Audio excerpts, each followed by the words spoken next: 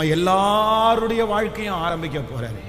இந்த வருஷத்தினுடைய முடிவு உங்களுக்கு எல்லா வருஷத்தினுடைய முடிவை போல இருக்க போறது இல்லை. இதுவரையிலும் நீங்கள் முடித்த அநேக வருடத்தை விட இந்த வருடம் நீங்கள் ஆச்சரியமாய் முடிக்க போகிறீர்கள். இந்த வருடம் நிறைய பேருடைய சீசன். இந்த வருஷம் ஆண்டவர் உங்களை கனப்படுத்துகிற ஒரு ஆண்டாய் மாறப்போகிறது. ஆமேன்.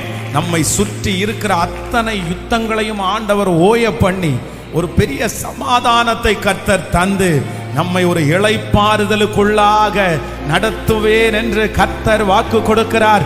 நம்புறவங்க முழு பலத்தோடு இருதயத்தின் ஆழத்திலிருந்து ஹல்லேலூயா, ஹல்லேலூயா, ஆமென்.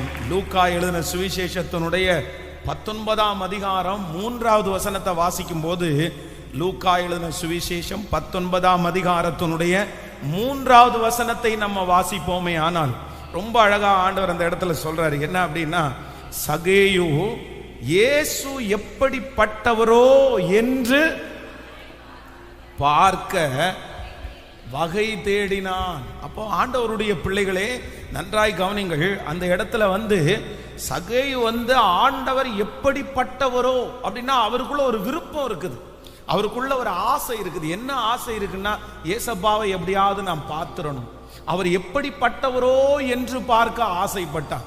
ஆனா வேதம் சொல்லுது, அவர் ஆசைப்பட்டது இயேசுவை பார்க்கறதற்காக தான். ஆனா ஆண்டவர் என்ன செய்யறார் அப்படின்னு சொன்னா, கர்த்தர் அந்த இடத்துல நின்று, சகேயுவே சீக்கிரமா இறங்கி வா, இன்றைக்கு உன் வீட்டில் நான் தங்கி உன்னோடு போஜனம் பண்ணணும்னு ஆண்டவர் வாக்கு கொடுத்தாரு. அப்போ ஆண்டவருடைய பிள்ளைகளே, நம்முடைய விருப்பங்களை ஆண்டவர் நிறைவேற்றுகிற கர்த்தர், நம்முடைய ஆசைகளை நிறைவேற்றுகிற கர்த்தர். அப்போ நம்ம விருப்பப்படணும். நிறைய பேர் தங்களுடைய வாழ்க்கையில நிறைய பேர் விரும்புறதே இல்லை. நீங்க விரும்பினாதான் அந்த ஆசீர்வாதம் உங்களை தேடி வரும். சிலருக்கு அதை குறிச்ச நாலேஜ் இல்லையா என்னன்னு தெரியல. ஆனா எதுக்குமே அவங்க விருப்பப்பட மாட்டாங்க. அதை அவங்க இருக்கிறது மாதிரியே இருக்கணும்னு ஆசைப்படுவாங்க. ஸோ வளரணும்னு அவங்களுக்கு ஒரு விருப்பம் இருக்காது, இந்த மாதிரிலாம் செய்யணும்னு ஒரு விருப்பம் இருக்காது. ஆனால் அந்த விருப்பத்தையும் வாஞ்சையும் ஆண்டவர் பார்க்கிறவர். அதனால இந்த 100 நாள் ஜபத்திற்குள்ள முதல்ல என்ன வரணும்னா, எனக்கு விருப்பம் வரணும் ஆண்டவரே, எனக்குள்ள ஒரு ஆசையை கொடுங்க ஆண்டவரே, எனக்குள்ள ஒரு விருப்பத்தை கொடுங்க ஆண்டவரே. அந்த விருப்பம் உங்களை தூங்கவே விடாத அளவுக்கு அந்த விருப்பம் வேணும்.